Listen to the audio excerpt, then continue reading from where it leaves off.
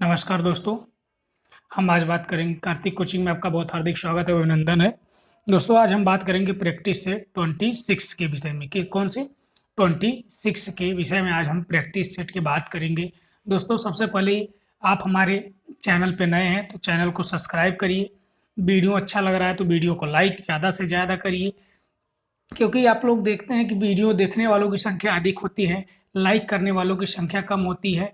और उसके बाद आप वीडियो को ज़्यादा से ज़्यादा शेयर करिए, ज़्यादा से ज़्यादा आप उसको शेयर करिए। वीडियो अच्छा लग रहा हो तो आइए आज हम बात करते हैं उसी क्रम में प्रैक्टिस सेट नंबर 26 की।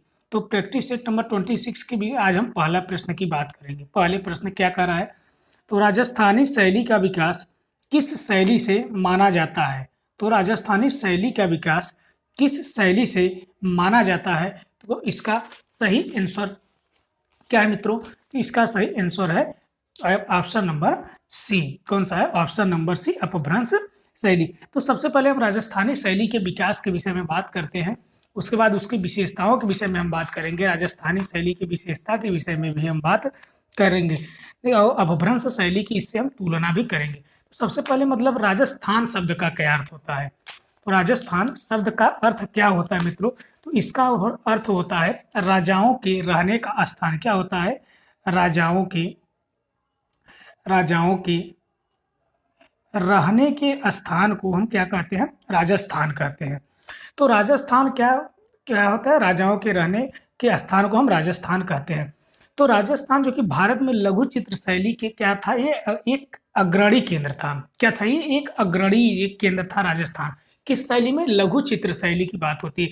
फिर बात होती है कि इस पे महान किस कला परंपराओं का तत्व के मिश्रण इसकी प्रारंभिक शैली को विकसित होती है। तो देखिए क्या होता है कि इसकी प्रारंभिक शैली में स्थानीय लोक कला रूपों में जैसे अजंता और गुजरात के महान कला परंपराओं का इसमें मिश्रण रहता है। फिर बात होती है इसकी विकसित का रूप कब होता है, 1555 ईस्वी के पालम भागवत चित्रों में देखा जाता है।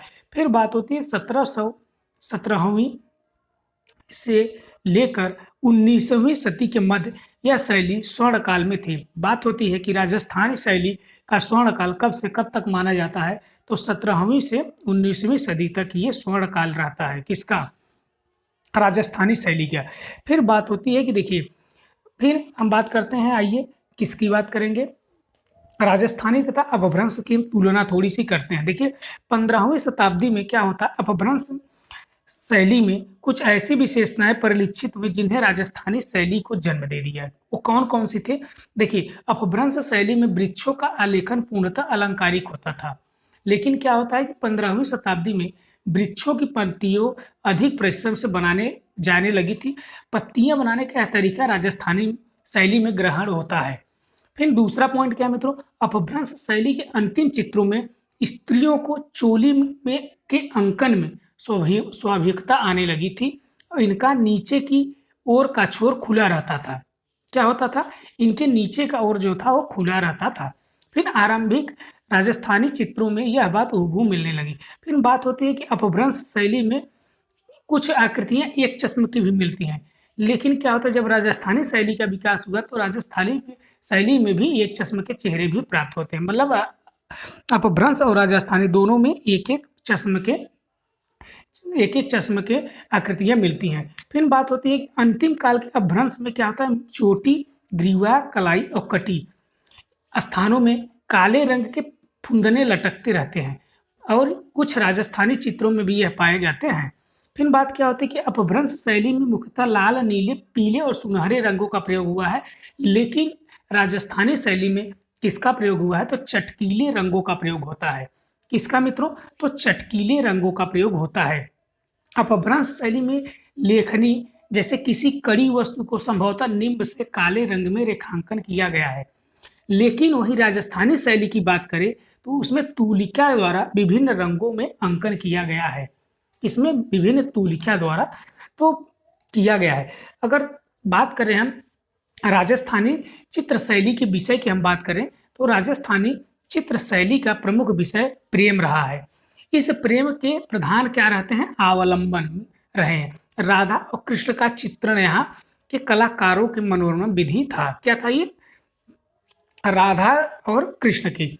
ये चित्रण बहुत ही मनोरम विधि से किया गया है। फिर इसमें क्या होता है मित्रों कि देखिए नायिका भेद के भी चित्र मिलते हैं कहाँ पे, इसी में। तो ये चित्र जो कि नायिका भेद के चित्रों में क्या मिलता है, अष्टनायिका अथवा 10 नायिका का चित्रण हुआ है। मालवा के सुखदेव मिश्र थे और मेवाड़ में देव, बिहारी सतसई, अमरू शतक और रसमंजरी तथा केशव की रसप्रिया के आधारित अनेक चित्र मिलते हैं। किसमें मिलते हैं मित्रों, तो राजस्थानी शैली पे मिलते हैं। फिर बात होती है गीत गोविंद और श्रीमद् गीता के आधार पर श्री कृष्ण भक्ति के भी अनेक चित्र अंकित किए गए हैं। फिर बात होती है कि जयपुर में नंदकृत, श्याम सगाई तथा किशनगढ़ में नागरी दास की रचना कौन सी थी, नागर समुच्चय के आधार पर भी अनेक चित्र बनाए गए हैं। तो बात ये हुई। ये और बात होती है मित्रों की राजस्थानी शैली के प्रमुख केंद्र कौन कौन थे। देखिए इसमें 4 प्रमुख केंद्र थे। कौन से 4 प्रमुख केंद्र थे, कौन कौन से थे मित्रों, तो मेवाड़ शैली। तो मेवाड़ शैली में आपके कौन कौन से आते हैं, तो उदयपुर, नाथद्वार, चावड़, देवगढ़ और शाहपुरा। दूसरा कौन था मित्रों, मारवाड़ शैली। मारवाड़ शैली में कौन कौन से आते हैं, जोधपुर, बीकानेर, किशनगढ़, अजमेर और नागौर। फिर कौन सी तीसरी शैली कौन सी है, हड़ौती शैली। हड़ौती शैली में कौन कौन सी आती है, बूंदी, कोटा और झालावाड़। और चौथी शैली है दुढ़ाड़ शैली। दुढ़ाड़ शैली में कौन कौन सी आती है, इसमें भी 4 हैं, आमेर, जयपुर, अलवर और उनियारी। ये तो इनके प्रमुख शैलियों के केंद्र हो गए। अगर इनके चित्रों की विशेषता की बात की जाए तो देखिए राजस्थानी शैली की जो चित्रों की विशेषता रही है मित्रों, इसमें देखिए इसमें चित्रों की विशेषता पहला क्या था, ये लघु चित्रण थी। दूसरा एक चश्मे के चेहरे भी बनते थे। फिर रेखाओं का प्रधान था। वर्ण एवं चित्रण की तकनीक थी कौन सी, वर्ण विधान एवं चित्रण की तकनीक कैसी थी मित्रों, तो अमिश्रित, चटकीले, आकर्षक रंगों के प्रतीकात्मक थे और इसमें लाल और पीले रंगों का प्रयोग भी होता था और अपारदर्शी रंगों का प्रयोग टेम्परा तकनीकी में किया गया है। फिर हम बात करते हैं क्वेश्चन नंबर 2 की। आइए क्वेश्चन नंबर 2 के विषय में हम बात करते हैं। किस मुगल शासक के समय चित्रों के हाशिए चौड़े बनाए जाने लगे थे। तो देखिए मित्रों ये कौन था, तो ये थे शाहजहां। ऑप्शन नंबर सी जो कि शाहजहां थे। तो शाहजहां के विषय में थोड़ी बात करते हैं। देखिए शाहजहां का जन्म कब होता है मित्रों, तो शाहजहां का जन्म होता है 1592 को होता है। कब होता है, 1592 में होता है। कहाँ पे होता है, तो इनका होता है 1592 में जनवरी में लाहौर में राजपूत राजकुमारी जो थी उदय सिंह की पुत्री थी जगत गोसाई के गर्भ से हुआ था। तो बात होती है शाहजहां का मूल नाम क्या था मित्रों, तो शाहजहां का नाम था खुर्रम। खुर्रम। एक प्रश्न पूछा जाता है बार बार, तो शाहजहां की विवाह किससे हुआ था, तो आसफ खां की पुत्री थी अंजुमंद बानो बेगम। कौन थी, अंजुमंद बानो बेगम। अगर शाहजहां के कार्यकाल की बात की जाए तो इनका कार्यकाल था 1628 से लेके 1658 तक इनका कार्यकाल होता है। फिर हम बात करते हैं शाहजहां के विषय में। तो शान शौकत के चित्र अगर किसके समय में बनाए गए मित्रों, तो ये बनाया गया है शाहजहां के समय में। शान शौकत के चित्रण किए जाते हैं किसके समय में, तो शाहजहां के समय। अगर बात की जाए तो अभी हमने बताया कि हाशिया चौड़ी बनाए किससे जाने लगे थे, तो शाहजहां के। अगर इनके चित्रशाला के विशिष्ट हिंदू चित्रकार की बात की जाए तो होनहार जो कि एक विशिष्ट हिंदू चित्रकार थे। अगर बात करें तो सर थॉमस रो ने शाहजहां को क्या भेंट किया था, तो ये क्या भेंट किए थे मित्रों, तो इन्होंने घड़ी भेंट की थी। क्या, घड़ी को भेंट किया था।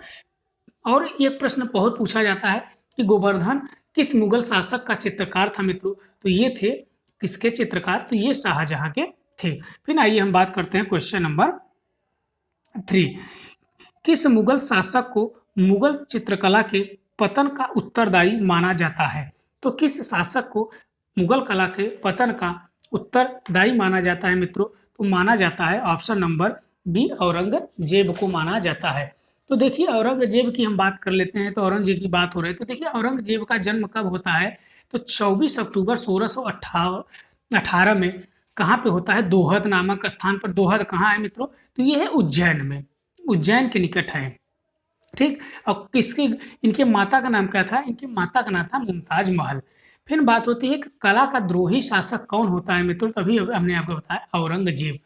अगर बात करें कि बीजापुर का घेरा किसके समय में चित्रित किया गया है मित्रों, तो बीजापुर का घेरा किसके समय में चित्रित किया गया है, तो ये औरंगजेब के समय में चित्रित किया गया है।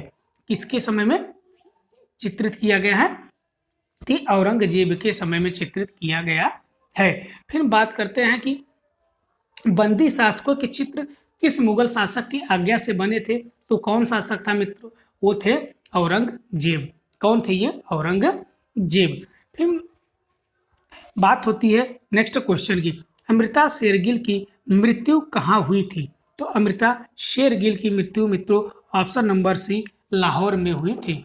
कहाँ पे हुई थी, तो ऑप्शन नंबर सी जो कि लाहौर में अमृता शेरगिल की मृत्यु हुई थी। फिर हम बात कर अमृता शेरगिल के विषय में अगर थोड़ी बहुत हम बात कर लेते हैं। देखिए इनका जन्म होता है 30 जनवरी 1913 को, कहाँ पे, हंगरी की राजधानी बुडापेस्ट में होता है। हंगरी की राजधानी बुडापेस्ट में होता है। और पेरिस में क्या करते हैं मित्रों, तो ये पेरिस में कला शिक्षा के ग्रहण करती हैं। कला शिक्षा कहाँ ग्रहण करती है, तो ये पेरिस में कला शिक्षा को ग्रहण करती है। फिर बात होती है कि इनके थोड़े चित्रणों की बात करते हैं। तो देखिए वह आधुनिक चितेरी जिनके चित्रों में पाश्चात्य संयोजन एवं यथार्थवाद का प्रभाव था, तो कौन थी मित्रों, तो ये थी अमृता शेरगिल। कौन थी, अमृता शेरगिल, क्योंकि इनके भारतीय विषयों को पाश्चात्य शैली पर ये चित्रित करती थी। कब, भारतीय चित्रणों को पाश्चात्य शैली में चित्रित करती थी। आइए हम बात करते हैं इनके प्रसिद्ध कुछ चित्रों के विषय में, जैसे mother India, Hungarian Gypsy girl, दक्षिण भारतीय, ग्रामीण बाजार जाते हुए, तीन बहनें, पर्वतमालाएं, केले बेचने वाले, ब्रह्मचारी, बच्चों को गोद में लिए साधारण औरत, सिख संगीतकार, बधू का श्रृंगार, कहानी कहती हुई औरतें, ऊंट और दो हाथी। ये जरूर याद रखिएगा मित्रों, ऊंट और दो हाथी। अगर एक बात और होती मित्रों कि अमृता शेरगिल ने अपना स्टूडियो कहाँ बनाया था, तो अमृता शेरगिल ने अपना स्टूडियो पेरिस में बनाया था।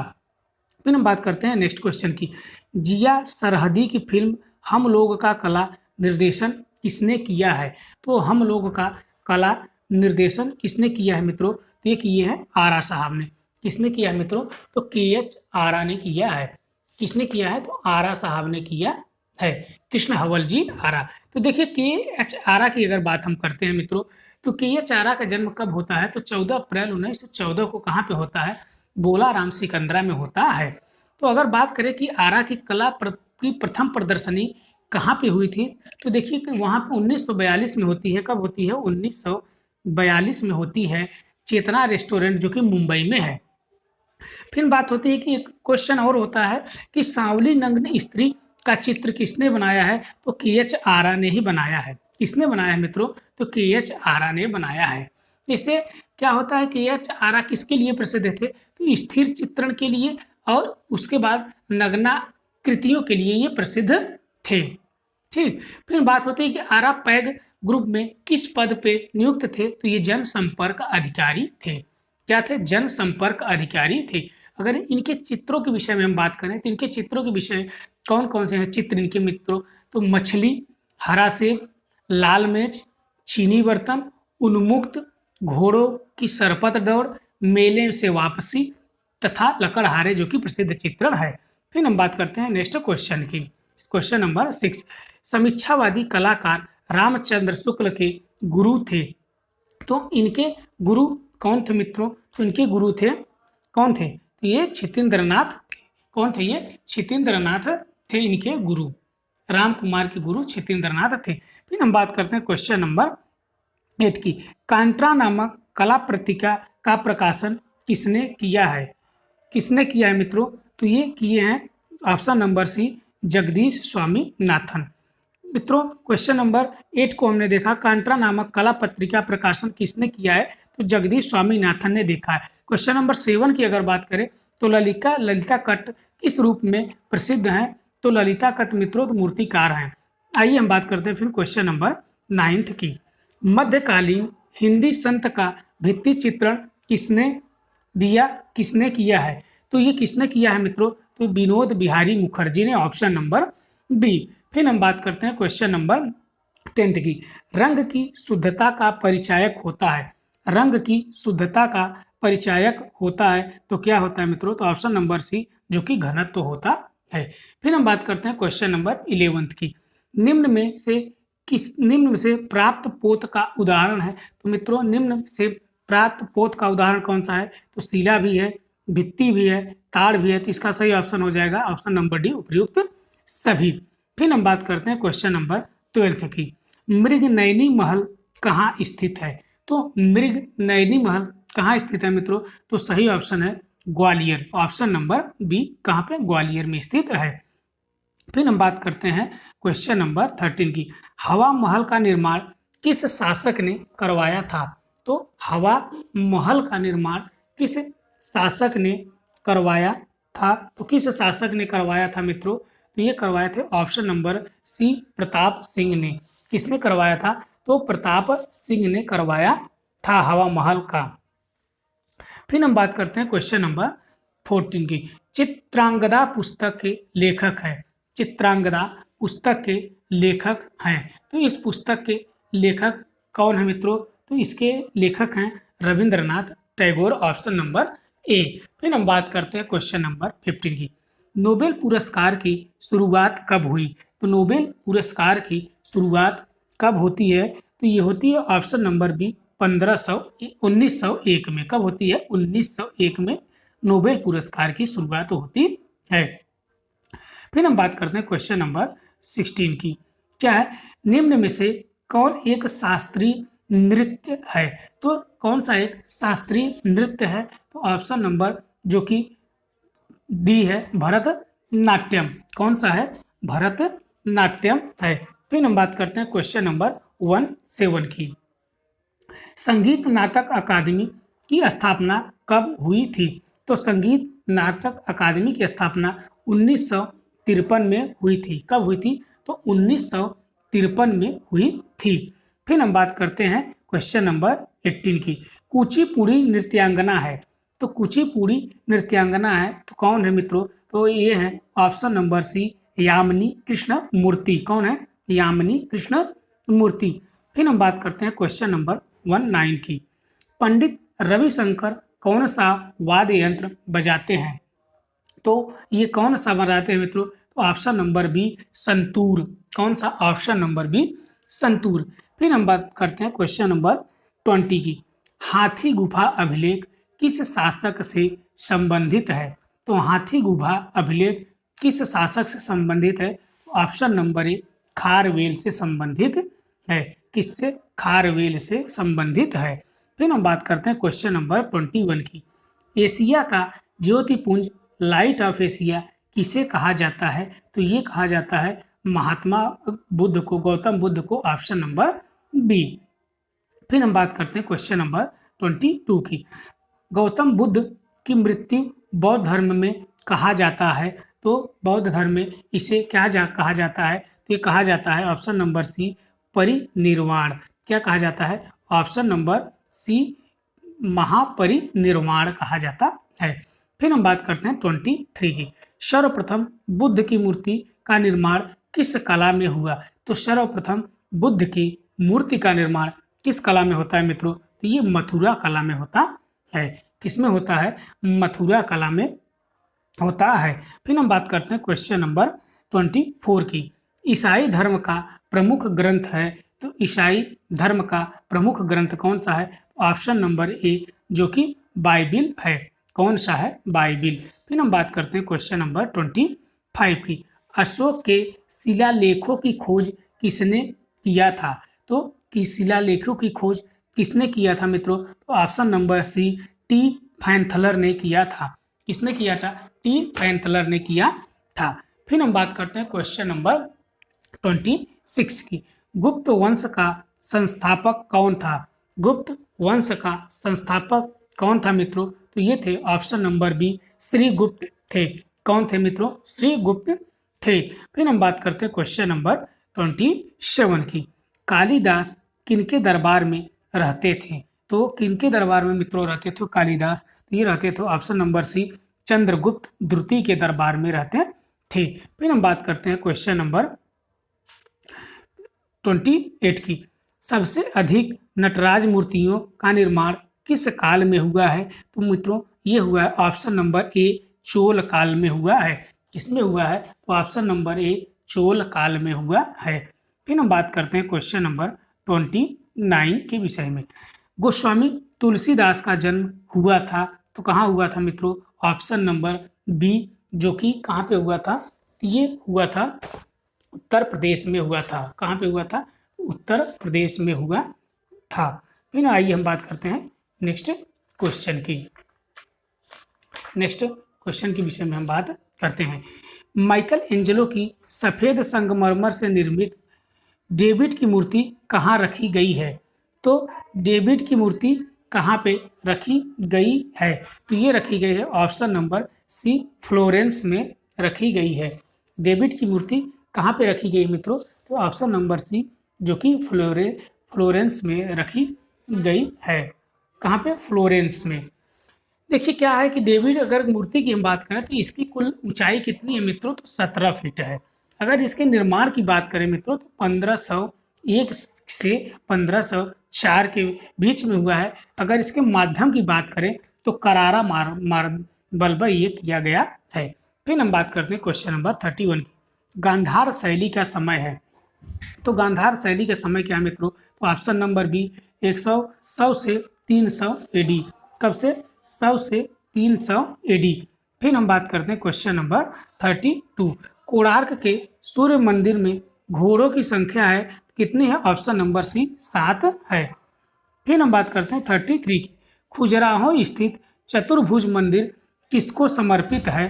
तो ये खजुराहो में स्थित चतुर्भुज मंदिर किसको समर्पित है? तो ऑप्शन नंबर बी, जो कि शिव को समर्पित है। किसको समर्पित है? तो शिव को समर्पित है। फिर हम बात करते हैं क्वेश्चन नंबर 34 की। उदयगिरी खंडगिरी गुफा का निर्माण किसने किया है? तो किसने किया है मित्रों? तो ऑप्शन नंबर करवाया था। किसने करवाया था मित्रों? तो ऑप्शन नंबर सी खारवेल ने करवाया था। क्वेश्चन क्या था? उदयगिरी खंडगिरी गुफाओं का निर्माण किसने करवाया था? तो ऑप्शन नंबर सी खारवेल ने करवाया था। फिर हम बात करते हैं 35 की। सम्राट अशोक ने कुल कितने स्तूपों का निर्माण करवाया था? तो ऑप्शन नंबर डी, जो कि 84,000 स्तूपों का निर्माण उन्होंने करवाया था। फिर हम बात करते हैं 38 की। चित्तौड़गढ़ किसकी? चित्तौड़गढ़ स्थित विजय स्तंभ का निर्माण करवाया था। तो किसने करवाया था मित्रों? Option number B Rana Kumbha ने करवाया था। किसने करवाया था? तो राणा कुंभा ने करवाया था। फिर हम बात करते हैं क्वेश्चन नंबर 37 की। भारत भवन का डिजाइन किस वास्तुकार ने किया था? तो किस वास्तुकार ने किया था मित्रों? तो option number C Charles Correa ने किया था। ऑप्शन नंबर सी, जो कि चार्ल्स कोरिया ने किया था। फिर हम बात करते हैं क्वेश्चन नंबर 38 की। अकबरकालीन इमारतों में किस रंग के पत्थर का अधिक प्रयोग किया गया है? तो किस रंग के मित्रों? तो ऑप्शन नंबर ए, जो कि लाल रंग के पत्थर का अधिक प्रयोग किया गया है। फिर हम बात करते हैं क्वेश्चन नंबर 39 की। इलाहाबाद संग्रहालय की स्थापना कब हुई? तो इलाहाबाद संग्रहालय की स्थापना ऑप्शन नंबर बी 1931 में होती है। कब होती है? ऑप्शन नंबर बी 1931 में होती है। फिर हम बात करते हैं क्वेश्चन नंबर 40 की। शारदा लिपि का उद्भव कहाँ हुआ था? तो शारदा लिपि का उद्भव मित्रों ये होता है कश्मीर में होता है। Option number C. फिर हम बात करते हैं क्वेश्चन नंबर 41 की। कौन सी गुफा 3 भाइयों के नाम से प्रसिद्ध है? तो ये है ऑप्शन नंबर बी त्रायफेयर्स। कौन सी गुफा है ये मित्रों? ये त्रायफेयर्स गुफा, जो कि 3 भाइयों के नाम से प्रसिद्ध है। फिर हम बात करते हैं क्वेश्चन नंबर 42 की। लौजल गुफा कहाँ स्थित है? लौजल गुफा कहाँ स्थित है? ऑप्शन नंबर बी, जो कि फ्रांस में स्थित है। कहाँ पे स्थित है मित्रों? तो फ्रांस में स्थित है। फिर हम बात करते हैं क्वेश्चन नंबर 43 की। बाइजेंटाइन कला किस धर्म से संबंधित है? तो बाइजेंटाइन कला किस धर्म से संबंधित है मित्रों? तो ऑप्शन नंबर सी, जो कि ईसाई धर्म से संबंधित है। फिर हम बात करते हैं क्वेश्चन नंबर 44 की। नवशास्त्रीयवाद का प्रथम चित्र माना जाता है तो ऑप्शन नंबर ए हिरोशियो का प्रण जो कि माना जाता है। फिर हम बात करते हैं क्वेश्चन नंबर 45 को। चित्रकार की कल्पना को साकार करना किस वाद का प्रमुख सिद्धांत है? तो किस वाद का प्रमुख सिद्धांत है मित्रों? तो ऑप्शन नंबर सी, ये प्रतीकवाद का प्रमुख सिद्धांत है। किसका? प्रतीकवाद का प्रमुख सिद्धांत है। फिर बात करते हैं क्वेश्चन नंबर 46 की। नाभि शब्द का अर्थ है, तो नाभि शब्द का अर्थ है मित्रों, तो क्या है इसका सही और शब्द का अर्थ है भविष्यवेत्ता। कौन सा है? भविष्यवेत्ता। फिर हम बात करते हैं 47 की। किस कला समीक्षक ने भाववादियों को जंगली जानवरों नाम से संबोधित किया था? किस कला समीक्षक ने भाववादियों को जंगली जानवरों के नाम से संबोधित किया था? तो ये कौन थे मित्रों? तो ये थे वोक्सेल। कौन थे मित्रों? तो ऑप्शन नंबर डी जो कि वोक्सेल थे। फिर हम बात करते हैं क्वेश्चन नंबर 48। घनवादी शैली को किन कलाओं से काफी प्रेरणा मिली है? तो किस कलाओं से इनको काफी प्रेरणा मिलती है मित्रों? तो ऑप्शन नंबर ए भाववाद व निग्रो कला से। भाववाद व निग्रो कलावाद से। फिर हम बात करते हैं क्वेश्चन नंबर 49। कौन से? 49 के विषय में हम बात करते हैं। आइए 49 के विषय में हम बात करते हैं। क्या है कि 49 क्या कर रहा है कि निम्न में से दादावादी कलाकार हैं। क्या कर रहा है? दादावादी कलाकार है। तो दादावादी कलाकार कौन से मित्रों?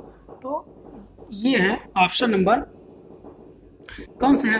तो इनका ऑप्शन नंबर हो जाएगा डी, हांस आर, मार्सेल देंसा, पिकाबिया। तो इसका ऑप्शन नंबर डी जो कि सही है। कौन सा है? ये तीनों लोग हैं 49 का जो कि ऑप्शन नंबर डी सही है। कौन सा है? तो ऑप्शन नंबर डी। तो हम बात करते हैं दादावाद का मित्रों। तो देखिए दादावाद का जन्म की अगर बात करें तो दादावाद का जन्म कहाँ होता है? ज्यूरिख स्विट्जरलैंड में होता है। कहाँ पे होता है? ज्यूरिख जो कि स्विट्जरलैंड में इसका जन्म होता है। अगर बात करें कि दादावाद आंदोलन अपने कब चरम सीमा पे होता है, चरमोत्कर्ष पे होता है, तो 1916 से 1922 तक दादावाद कला का अपने चरमोत्कर्ष पे होता है। फिर इसके बात करें दादावाद का पहली घोषणा पत्र किसने तैयार किया था मित्रों? ह्यूगो बॉस ने तैयार किया था। अगर बात करें दादावाद का दादा शब्द किसने चुना था? तो ट्रिस्टिन जारा ने चुना था। ठीक। फिर हम बात करते हैं नेक्स्ट क्वेश्चन 50 की। इनमें से कौन सी कला दृष्टि भ्रम पर आधारित है? तो कौन सी कला भ्रम पर आधारित है मित्रों? तो ऑप्शन नंबर ए नेत्रीय कला। कौन सी है? नेत्रीय कला। फिर हम बात करते हैं 51 की। इनमें से कौन पाप कलाकार है? इनमें से कौन पाप कलाकार है? तो पाप कलाकार कौन सा है मित्रों? तो ये हैं ये कौन से हैं मित्रों? तो एंडी वॉरहोल और जिम डाइन, सी दोनों, डी रचनावाद। तो ऑप्शन नंबर सी जो कि एंडी वॉरहोल और जिम डाइन जो कि दोनों है। फिर हम बात करते हैं क्वेश्चन नंबर 52 की। एक्शन पेंटिंग का जन्म कहाँ हुआ था? तो एक्शन पेंटिंग का जन्म कहाँ हुआ था मित्रों? तो ऑप्शन नंबर डी न्यूयॉर्क में हुआ था। कहाँ पे हुआ था? न्यूयॉर्क में हुआ था। फिर हम बात करते हैं क्वेश्चन नंबर 53 की। द ट्रिनिटी चित्र किसने बनाया है? तो द ट्रिनिटी चित्र किसने बनाया है मित्रों? तो ये बनाया है मैसेचियो ने। किसने बनाया है? तो मैसेचियो ने बनाया है। फिर हम बात करते हैं क्वेश्चन नंबर 54 की। मेमने की आराधना चित्र किसने चित्रित किया है? मेमने की आराधना चित्र किसने चित्रित किया है? तो ये किए हैं यान वान आइक ने। किसने किया है मित्रों? यान वान आइक ने किया है। कौन किया है? यान वान आइक ने किया है। फिर हम बात करते हैं क्वेश्चन नंबर 55 की। कौन चित्रकार, स्थापत्यकार, मूर्तिकार, इंजीनियर, वैज्ञानिक, संगीतकार था? तो option number B Leonardo da Vinci. कौन थे मित्रों? तो ये लियोनार्डो दा विंची थे। फिर हम आइए बात करते हैं 56 की। रंग की दृष्टि से किसे विश्व के सर्वश्रेष्ठ चित्रकारों में माना जाता है? तो इन्हें विश्व के श्रेष्ठ चित्रकारों में माना जाता है। तो इनका नाम है मित्रों, क्या नाम है? टिनसिया। ऑप्शन नंबर सी जो कि टिनसिया है। फिर हम बात करते हैं 57 की। एल ग्रेको किस जगह का मूल निवासी था? एल ग्रेको किस जगह का मूल निवासी था? तो ऑप्शन नंबर बी जो कि पेरिस का था। किसका था? तो ऑप्शन नंबर बी जो कि पेरिस का था। फिर हम बात करते हैं क्वेश्चन नंबर 58 की। पीटर पाल रूबेंस का जन्म हुआ था। पीटर पाल रूबेंस का जन्म कहाँ हुआ था मित्रों? तो ये हुआ था ऑप्शन नंबर बी जो कि जर्मनी में हुआ था। फिर हम बात करते हैं 59 की। सेजान की कला में पाए जाने वाले रूपांतरित आकारों को लचीला आकार नाम किसने दिया था? तो किसने दिया था मित्रों? तो option number A Roger fry ने दिया था। किसने? Option number A Roger fry. फिर हम बात करते हैं क्वेश्चन नंबर 60 की। पिकासो के नीला काल का समय है। तो पिकासो के नीला काल का समय कब से कब का है मित्रों? तो ऑप्शन नंबर बी 1901 से 1904 तक है। फिर हम बात करते हैं 61 की। उत्तर रामचरित नाटक के लेखक हैं। उत्तर रामचरित लेखक के नाटक के लेखक कौन है मित्रों? तो ऑप्शन नंबर सी भवभूति हैं। कौन है? ऑप्शन नंबर सी जो कि भवभूति हैं। फिर हम बात करते हैं क्वेश्चन नंबर 62 की। Sir J school of art Mumbai की स्थापना कब हुई थी मित्रों? तो ये हुई थी 1857 में। कब हुई थी मित्रों? तो 1857 में हुई थी। फिर हम बात करते हैं क्वेश्चन नंबर 63 की। स्वतंत्रता स्मारक मूर्ति के मूर्तिकार हैं। तो कि इसके मूर्तिकार कौन है मित्रों? तो ऑप्शन नंबर बी जो कि डीपी राय चौधरी हैं। कौन है मित्रों? तो डीपी राय चौधरी। फिर हम बात करते हैं क्वेश्चन नंबर 64 की। 64 क्या करें मित्रों? निम्न में से कौन गर्म रंग है? कौन सा गर्म रंग है मित्रों? तो ये है लाल। कौन सा? ऑप्शन नंबर ए जो कि सही है लाल। ऑप्शन नंबर ए जो कि सही है लाल। फिर हम बात करते हैं नेक्स्ट क्वेश्चन की। मित्रों हमने आपको बताया भी था कि कौन सा गर्म रंग है, कौन सा ठंडा रंग है, सब चीज़ें हमने आपको बता दिया है मित्रों। तो गर्म रंग की अगर बात करेंगे तो कौन सा है? ये है आपका लाल। लाल जो कि गर्म रंग है। फिर हम बात करते हैं, आइए रंग के विषय में अगर हम बात ही कर लें तो थोड़ा बहुत जो भी कहीं भी अगर कन्फ्यूजन होगा तो हो। देखिए बात करें अगर प्राथमिक रंग के, प्रकाश के प्राथमिक रंग की अगर हम बात करते हैं तो लाल, नीला और हरा होता है। कौन सा होता है मित्रों? लाल। प्रकाश के अगर प्राथमिक रंग की बात करें, लाल, नीला और हरा, ये प्रकाश के 3 रंग हैं मित्रों जो कि प्राथमिक रंग कहा जाता है। अगर हम बात करें पदार्थ के मूल रंग, अगर प्राथमिक रंग में कौन कौन से हैं तो मित्रों पदार्थ की बात करें तो नीला, पीला और लाल। नीला, पीला जो कि लाल हो जाएगा। ठीक। अगर सर्वाधिक सामंजस्य उत्पन्न करने वाले रंग की हम बात करें मित्रों तो वो कौन सा रंग है मित्रों? तो वो लाल ही रंग है। कौन सा है? तो लाल रंग है। अगर बात करें तो सबसे रंग कौन सा, सबसे ठंडा रंग कौन सा होता है मित्रों? तो नीला रंग जो कि ये नीला रंग जो है मित्रों सबसे ठंडा रंग है। कौन सा? नीला रंग क्या है मित्रों? तो नीला सबसे ठंडा रंग होता है। अगर सबसे अधिक भार किस रंग का होता है? तो गर्म रंग का होता है। किसका होता है मित्रों? गर्म रंग का भार सबसे अधिक होता है। ठीक। फिर हम बात करते हैं द्वितीयक श्रेणी की रंगों के विषय में हम बात करते हैं।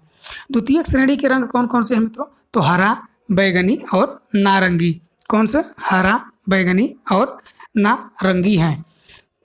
ठीक। अगर आइए हम नेक्स्ट बात करते हैं 65 की। पहाड़ी शैली का उद्गम क्षेत्र माना जाता है। पहाड़ी क्षेत्र का उद्गम शैली का क्षेत्र माना जाता है तो ऑप्शन नंबर सी जो कि गुलेर को माना जाता है। किसे माना जाता है? गुलेर को माना जाता है। फिर हम बात करते हैं क्वेश्चन नंबर 68 की। नादिर उल असर की उपाधि जहांगीर ने किस चित्रकार को दिया था? तो अभी हमने पिछली वीडियो में ही बात किया था, तो ये किसको दिया गया था? तो मंसूर को दिया गया था। किसे दिया गया था मित्रों? तो ये मंसूर को दिया गया था। फिर हम बात करते हैं क्वेश्चन नंबर 67 की। बंगाल शैली पर किस शैली का प्रभाव है? तो बंगाल शैली पे मित्रों किस शैली का प्रभाव है? तो ये अजंता शैली का प्रभाव होता है, ऑप्शन नंबर डी। फिर हम बात करते हैं क्वेश्चन नंबर 68 की। किस चित्रकार पर जैन शैली का प्रभाव रहा है पड़ा है? तो किस चित्रकार पर मित्रों जैन शैली का प्रभाव रहा है? तो ऑप्शन नंबर बी यामिनी राय रंजन के ऊपर था। फिर हम बात करते हैं क्वेश्चन नंबर 69 की। राष्ट्रीय आधुनिक कला संग्रहालय कहाँ स्थित है मित्रों? तो ये स्थित है ऑप्शन नंबर डी नई दिल्ली में है। किस कहाँ पे है ये? नई दिल्ली में है। फिर हम बात करते हैं क्वेश्चन नंबर 70 की। पेस्टल चित्रण में प्रयुक्त होता है। पेस्टल चित्रण में प्रयुक्त होता है तो क्या प्रयुक्त होता है मित्रों? ऑप्शन नंबर डी फिक्सेटिव प्रयुक्त होता है। फिर हम बात करते हैं क्वेश्चन नंबर 71 की। धीमान बीतपाल किसके दरबारी चित्रकार थे मित्रों? तो ये किसके दरबारी चित्रकार थे? तो ये थे ऑप्शन नंबर बी जो कि देवपाल के दरबारी चित्रकार थे। किसके थे? तो देवपाल के दरबारी चित्रकार थे। फिर हम बात करते हैं 72 की। कल्पसूत्र का चित्रण सबसे अधिक किस शैली में हुआ है? तो ऑप्शन नंबर सी जो कि जैन शैली में हुआ है। फिर हम बात करते हैं क्वेश्चन नंबर 73 की। गांधार शैली की मूर्तियां किस संग्रहालय में प्रदर्शित हैं? तो ये ऑप्शन नंबर डी जो कि मथुरा संग्रहालय में प्रदर्शित हैं। फिर हम बात करते हैं 74 की। ABC गैलरी कहाँ स्थित है? तो ABC गैलरी कहाँ स्थित है? तो ये है मित्रों ऑप्शन नंबर डी जो कि वाराणसी में है। कहाँ पे मित्रों? वाराणसी में है। फिर हम बात करते हैं 75 की। घनवाद कब समाप्त हो गया था? तो घनवाद कब समाप्त हो गया था मित्रों? तो ये 1925 में समाप्त हो गया था। कब हुआ था? तो 1925 में समाप्त हो गया था। फिर हम बात करते हैं क्वेश्चन नंबर 76 की। बराबर की गुफाओं का निर्माण किसने करवाया था? तो बराबर की गुफाओं का निर्माण मित्रों ये अशोक ने करवाया था। किसने करवाया था मित्रों? तो अशोक ने करवाया था। फिर हम बात करते हैं क्वेश्चन नंबर 77 की। कलकत्ता ग्रुप के कलाकार हैं। कलकत्ता ग्रुप के कलाकार हैं तो कौन कौन है मित्रों? प्रदोष दास गुप्त भी हैं, गोपाल घोष भी हैं, रथिन मित्रा हैं। तो उपयुक्त सभी ऑप्शन नंबर डी सही है। फिर हम बात करते हैं क्वेश्चन नंबर 78 की। पाल शैली के चित्र का विषय है। तो पाल शैली के चित्र के विषय कौन सा है मित्रों? तो इसका है ऑप्शन नंबर बी बौद्ध है। फिर हम बात करते हैं क्वेश्चन नंबर 79 की। देखिए मित्रों 79 क्वेश्चन थोड़ा सा कटा हुआ है तो हम बता दे रहे हैं, आप इसको सुन लीजिए। ईजल का प्रयोग किस चित्रण में होता है? किसका मित्रों? तो किसका मित्रों? क्या बात कर रहा है ये? अब ये कह रहा है ईजल का प्रयोग किसका? ईजल का प्रयोग ईजल का प्रयोग किस चित्रण में होता है? किस चित्रण में होता है? तो ये तैल चित्रण में, ऑप्शन नंबर डी। तो 79 क्वेश्चन क्या है मित्रों? ईजल का प्रयोग किस चित्रण में होता है? तो इसका सही ऑप्शन है ऑप्शन नंबर डी जो कि तैल चित्रण में होता है। फिर हम बात करते हैं क्वेश्चन नंबर 80 की। आयार दानिश किसका फारसी अनुवाद है? तो ये है मित्रों ऑप्शन नंबर सी जो कि पंचतंत्र का है। तो दोस्तों आप हमारे चैनल पे नए हैं तो चैनल को सब्सक्राइब करिए ज़रूर। अगर आपको अच्छा लग रहा हो वीडियो तो वीडियो को लाइक करिए और वीडियो को ज़्यादा से ज़्यादा शेयर करिए जिससे आपके साथियों को भी इसका लाभ मिलता रहे। फिर हम आइए उसी क्रम बात करते हैं 81 की। जहांगीर की चित्रशाला का अध्यक्ष कौन था? जहांगीर की चित्रशाला का अध्यक्ष कौन था मित्रों? तो ऑप्शन नंबर डी अकारिजा था। कौन था मित्रों? तो ऑप्शन नंबर डी अकारिजा था। फिर हम बात करते हैं 82 की। अजंता गुफाओं को सर्वप्रथम किसने देखा था मित्रों? तो ये ऑप्शन नंबर बी ह्वेन सांग ने देखा था। कौन देखा था मित्रों? तो ऑप्शन नंबर बी ह्वेन सांग ने देखा था। फिर हम बात करते हैं 83 की। पाठशाला किस गुफा में स्थित है? तो पाठशाला मित्रों ऑप्शन नंबर सी जो कि बाघ गुफा में स्थित है। फिर हम बात करते हैं 84 की। Lucknow school of art and crafts के सर्वप्रथम छात्र कौन थे मित्रों? तो ये थे option number B Lalit Mohan Sen. कौन थे मित्रों? तो ललित मोहन सेन थे। फिर हम बात करते हैं क्वेश्चन नंबर 85 की। निम्न में से कौन त्रियामी कला है? निम्न में से कौन त्रियामी कला है? तो इसमें कौन सा मित्रों त्रियामी कला है? तो कौन से है? तो कौन से मित्रों त्रियामी कला कौन सी है? तो ऑप्शन नंबर सी मूर्ति कला है। कौन सी है मित्रों? तो मूर्ति कला जो कि त्रियामी कला है। फिर हम बात करते हैं नेक्स्ट क्वेश्चन की। मीनाक्षी फिल्म किसने बनाया है? तो मीनाक्षी फिल्म किसने बनाया मित्रों? तो option number D M.F. Hussain ने बनाया है। तो किसने बनाया मित्रों? M.F. हुसैन ने बनाया है। फिर हम बात करते हैं 87 की। गुप्तकालीन कला की विशेषता है। तो गुप्तकालीन कला की क्या विशेषता है मित्रों? इनके काल में जो कि मंदिरों का निर्माण सर्वाधिक होता है। तो ऑप्शन नंबर डी जो कि सही है, मंदिरों का निर्माण। फिर हम बात करते हैं 88 की। क्रिटिक ऑफ प्योर रीजन के लेखक हैं। क्रिटिक ऑफ प्योर रीजन के लेखक हैं। तो इसके लेखक कौन है मित्रों? ऑप्शन नंबर ए जो कि कांट है। कौन है मित्रों? तो कांट है। फिर हम बात करते हैं 89 की। खजुराहो मंदिरों का निर्माण किस वंश का उदाहरण है मित्रों? तो ये किस वंश का उदाहरण का उल्लेख है मित्रों? तो ये है चालुक्य। ये ऑप्शन नंबर 89 की हम बात करें मित्रों, तो देखिए 89 में क्या होता है कि ये थोड़ा सा कंफ्यूजन वाला क्वेश्चन लग रहा है मित्रों। खजुराहो के मंदिरों का निर्माण किस वंश का उदाहरण है? तो वहाँ पे मित्रों अगर बात की जाए तो चालुक्य जो कि आपकी दक्षिण भारत में राज्य करते हैं। इसका सही ऑप्शन होगा चंदेल। कौन सा होगा मित्रों? तो ये चंदेल होना चाहिए हमारे अकॉर्डिंग, और जो कि प्रैक्टिस सेट में चालुक्य दे रहे हैं मित्रों, तो जो कि गलत हो सकता है। कौन क्या होता है मित्रों? ये गलत हो सकता है, गलत है मित्रों। जो कि ये चाल दे रहे हैं, कौन क्या दे रहे हैं? ये चालुक्य दे रहे हैं। चालुक्य नहीं होना चाहिए, चालुक्य तो एकदम नहीं होगा मित्रों। ये होगा आपका कौन, क्या होगा इसका? आप लोग भी इसको कमेंट के माध्यम से इसका आंसर देने का प्रयास करिएगा, इसका देने का प्रयास करिएगा। देखिए अगर खजुराहो की अगर हम बात करते हैं मित्रों, तो देखिए खजुराहो में क्या होता है मित्रों कि ये मंदिर हिंदू और जैन धर्म से संबंधित है। फिर बात होती है कि इसको यूनेस्को में 1986 में दर्जा मिलता है।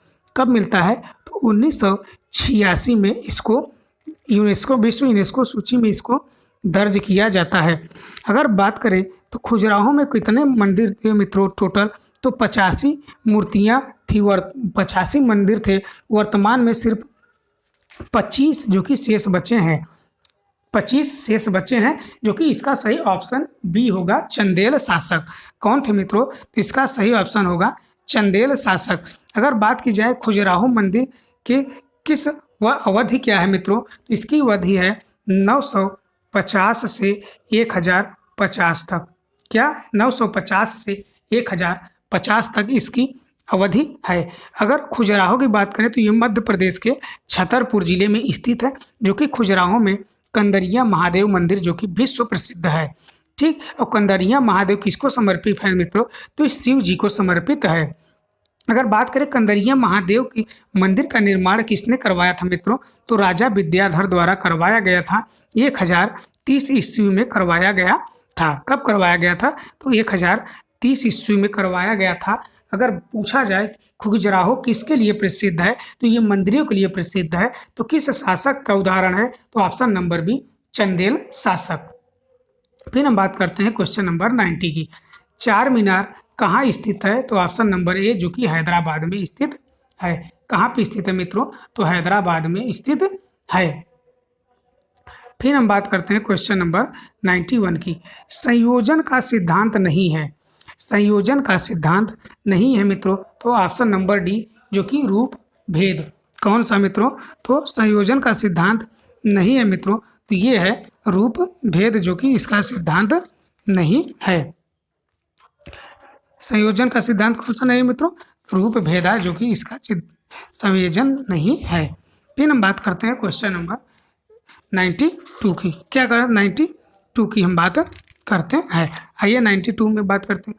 अजंता में गुफा में कितनी बिहार गुफाएं हैं? तो अजंता में कुल कितनी बिहार गुफाएं हैं मित्रों? तो टोटल 25 है, 25। कितनी है मित्रों? तो 25 जो कि टोटल अजंता में बिहार गुफाएं हैं। अजंता में कितनी गुफाएं बिहार है मित्रों? तो टोटल 25 जो कि हैं, 25 जो कि बिहार गुफाएं हैं। ठीक, और 5 कौन सी है मित्रों? तो 5 चैत्य गुफाएं हैं।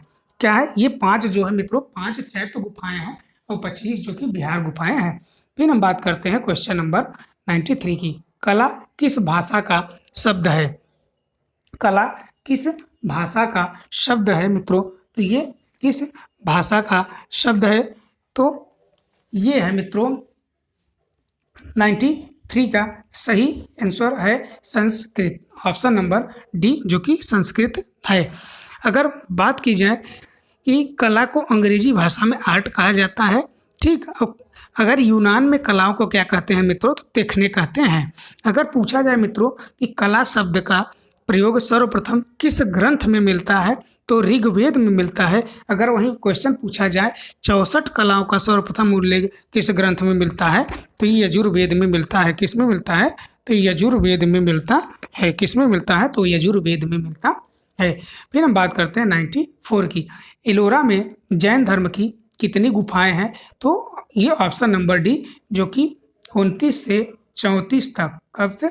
29 से 34 तक। फिर हम बात करते हैं क्वेश्चन नंबर 95 की। कागज के कई तह को जमाकर तैयार किया गया कागज कहलाता है। तो क्या कहलाता है मित्रों? तो ऑप्शन नंबर ए वसली कहलाता है। फिर हम बात करते हैं 96 की। राजा रवि वर्मा ने लियोग्राफी प्रेस स्थापित की थे, तो ये कहाँ पे किए थे? तो मित्रों ऑप्शन नंबर सी जो कि मुंबई में किया गया था। फिर हम बात करते हैं 97 की। वह मूर्तिकार जो दृश्य चित्रण में भी प्रवीण थे, तो कौन थे मित्रों? ये थे देवी प्रसाद राय चौधरी। कौन थे ये? देवी प्रसाद राय चौधरी थे। कौन थे मित्रों? तो देवी प्रसाद राय चौधरी थे। फिर हम बात करते हैं नेक्स्ट क्वेश्चन की। प्रोग्रेसिव ग्रुप का कैटलॉग किसने तैयार किया था? प्रोग्रेसिव ग्रुप का कैटलॉग किसने तैयार किया था मित्रों? तैयार किसने किया था? तो ऑप्शन नंबर डी जो कि सूजा ने तैयार किया था। FN सूजा ने तैयार किया था। फिर हम बात करते हैं क्वेश्चन नंबर 99 की। इनमें से कौन रजा की कृति है? तो इनमें से रजा की कृति कौन सी मित्रों? तो आज भी है, बिंदु भी है, चौपाटी है। तो इसका सही उत्तर हो जाएगा उपयुक्त सभी। 99 का ऑप्शन नंबर डी। फिर हम बात करते हैं क्वेश्चन नंबर 100 की। पैग ग्रुप का कौन सा कलाकार नमक सत्याग्रह के समय जेल गया था? तो कौन गया था मित्रों? तो KH आरा ने गए थे। कौन गए थे मित्रों? तो KH आरा जी गए थे। KH आरा जी जो कि उस समय जेल गए थे। KH आरा जी जेल गए थे उस समय। फिर हम बात करते हैं नेक्स्ट क्वेश्चन की। भारतीय कुमारियों की श्रृंखला को किसने चित्रित किया है? तो किसने चित्रित किया है मित्रों? इसका हो जाएगा सही ऑप्शन मित्रों, ऑप्शन नंबर जो कि सी मनीषी डे ने किया है। किसने किया है मित्रों? तो इसने मनीषी डी ने किया है, ऑप्शन नंबर सी। फिर बात होती है 102 की। पिकासो का जन्म कहाँ हुआ था? पिकासो का जन्म कहाँ हुआ था? तो पिकासो का जन्म कहाँ हुआ था मित्रों? तो ये हुआ था 1881 में हुआ था। 1881 में जन्म उनका हुआ था। किस सन में हुआ था? तो 1881 में। फिर हम बात करते हैं 103 की। बारबीजा क्या है? तो बारबीजा क्या है मित्रों? तो ये एक गांव है जो कि वहाँ पे चित्रण होता था। फिर हम बात करते हैं 104 की। हाई रेनिसा किस कलाकार को डिवाइन पेंटर कहा है? तो ये राफेल सेंजियो को कहा गया है। Option number C Raphael Sanzio. फिर हम बात करते हैं 105 की। अंतरराष्ट्रीय गोथिक शैली की सबसे बड़ी विशेषता है, तो इसकी विशेषता क्या है मित्रों? तो इसको मतलब ऑप्शन नंबर डी सजावट तत्वों की भरमार। फिर हम बात करते हैं क्वेश्चन नंबर 106 की। किस शैली को फ्रोजन म्यूजिक की संज्ञा दी गई है? तो किसकी दी गई है मित्रों? तो इसको दी गई है तो गोथिक शैली को, ऑप्शन नंबर बी जो कि सही है। फिर हम बात करते हैं क्वेश्चन नंबर 107 की। किसने किस के किस किसने कला को मानव की दमिश्त वासनाओं का उभरा हुआ रूप माना है? तो किसने माना है? तो ऑप्शन नंबर डी फ्रायड जी ने माना है। फिर हम बात करते हैं 108 की। पूर्व पाषाण काल का समय माना जाता है, तो पूर्व पाषाण काल का समय कितना माना जाता है मित्रों? तो 30,000 से 25,000 ईसा पूर्व माना जाता है। फिर हम बात करते हैं 109 की। टिपाई किसे कहते हैं? तो टिपाई किसे कहते हैं मित्रों? तो ऑप्शन नंबर सी जो कि रेखांकन को कहा जाता है। फिर हम बात करते हैं क्वेश्चन नंबर 110 की। चिदम्बरम मंदिर में नटराज के कितने नृत्यों का अंकन हुआ है? तो कितने नृत्यों का अंकन हुआ है मित्रों? तो ऑप्शन नंबर बी 108 नृत्यों का अंकन हुआ है। फिर हम बात करते हैं क्वेश्चन नंबर 111 की। लालची तेरा किस शैली का कलाकार है? तो किस शैली का कलाकार है? तो ऑप्शन नंबर डी जयपुर में है। फिर हम बात करते हैं क्वेश्चन नंबर 112 को। 112 की हम बात करते हैं। भारत माता को किसने चित्रित किया है? तो पृथ्वी माता को किसने चित्रित किया है? तो पृथ्वी माता को किसने चित्रित किया है? तो ऑप्शन नंबर सी जो कि प्रदोष दास गुप्ता। फिर बात करते हैं क्वेश्चन नंबर 113 की। गगनेंद्र नाथ टैगोर घनवाद के अतिरिक्त किस वाद का प्रभाव था? तो इनके ऊपर किसका प्रभाव था मित्रों? तो ये प्रभाववाद, ऑप्शन नंबर डी। फिर हम बात करते हैं क्वेश्चन नंबर 114 की। पिछवाई क्या है? पिछवाई मित्रों ऑप्शन नंबर ए जो कि एक पट चित्र है। क्या है? एक पट चित्र है। फिर हम बात करते हैं 115 की। हिमालय की विभिन्न छवियों का चित्रण किस चित्रकार ने किया है? तो option number B Nicholas Roerich ने किया है। फिर हम बात करते हैं क्वेश्चन नंबर 116 की। हड़प्पा कालीन स्थल कालीबंगा स्थित है, तो ये कालीबंगा कहाँ स्थित है मित्रों? तो ऑप्शन नंबर सी जो कि राजस्थान में स्थित है। फिर बात करते हैं क्वेश्चन नंबर 117। वृंदावन गाइडेंस कहाँ स्थित है? तो वृंदावन गाइडेंस मित्रों कहाँ स्थित है? तो ऑप्शन नंबर सी जो कि मैसूर में स्थित है। कहाँ पे है? मैसूर में स्थित है। फिर हम बात करते हैं क्वेश्चन नंबर 118 के विषय में हम बात करते हैं। भारत महोत्सव का सर्वप्रथम आयोजन कहाँ हुआ था? तो ये कहाँ हुआ था मित्रों? तो ऑप्शन नंबर बी जो कि ब्रिटेन में हुआ था। फिर हम बात करते हैं क्वेश्चन नंबर 119 की। प्रेमी युगल किस शैली का चित्र है? तो प्रेमी युगल किस शैली का चित्र है मित्रों? तो ऑप्शन नंबर सी जो कि किशनगढ़ शैली का है। फिर हम बात करते हैं 120 का।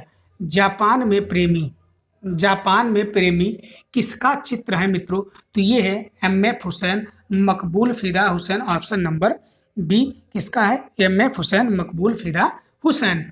फिर हम बात करते हैं क्वेश्चन नंबर 121 की। गांधार शैली को प्रकाश में लाने का श्रेय किसे है? गांधार शैली में प्रकाश में लाने का श्रेय किसे है मित्रों? तो ऑप्शन नंबर बी डॉक्टर लिटनर को है। फिर हम बात करते हैं 112 की। संगीत से संबंधित वेद कौन सा है मित्रों? तो ये है ऑप्शन नंबर बी सामवेद। फिर हम बात करते हैं क्वेश्चन नंबर 123 की। ग्राफिक कलाकारों का ग्रुप है, तो ये ग्रुप है ग्रुप 8, ऑप्शन नंबर सी। फिर हम बात करते हैं क्वेश्चन नंबर 124 की। जनसाधारण से संबंधित चित्रण को कहा जाता है, तो क्या कहा जाता है मित्रों? तो इसको कहा जाता है ऑप्शन नंबर डी जो कि जेनर पेंटिंग कहा जाता है। फिर हम बात करते हैं आज का लास्ट क्वेश्चन है हमारा मित्रों। हेमंत मिश्रा किस वाद से प्रभावित कलाकार हैं? तो ये है ऑप्शन नंबर बी अति यथार्थवाद से प्रभावित है। मित्रों, अगर आपको ये वीडियो अच्छी लग रही हो तो वीडियो को लाइक ज़रूर किया करिए। लाइक करने में आप लोग कंजूसी क्यों करते हैं इतना? भाई देखिए, लाइक करने में कोई आपका वो तो जा नहीं रहा है। अगर आपको वीडियो अच्छा लग रहा है तो लाइक करिए और चैनल को सब्सक्राइब करिए। वीडियो को अधिक से अधिक शेयर करिए, जिससे आने वाले आपके दोस्तों को भी उसका फ़ायदा मिलता रहे, ठीक? और जो भी कन्फ्यूज़न हो आप इस नंबर पे व्हाट्सएप कर सकते हैं हमें 83 18 84 59 73 पे आप हमें व्हाट्सएप कर दीजिए। अगर आपको कोई भी कहीं भी कन्फ्यूज़न हो तो आप व्हाट्सएप करिए, आपको ज़रूर उत्तर दिया जाएगा व्याख्या के साथ। ठीक, धन्यवाद मित्रों। अगर आपको ये वीडियो अच्छी लगी तो चैनल को सब्सक्राइब और वीडियो को शेयर ज़रूर करिएगा।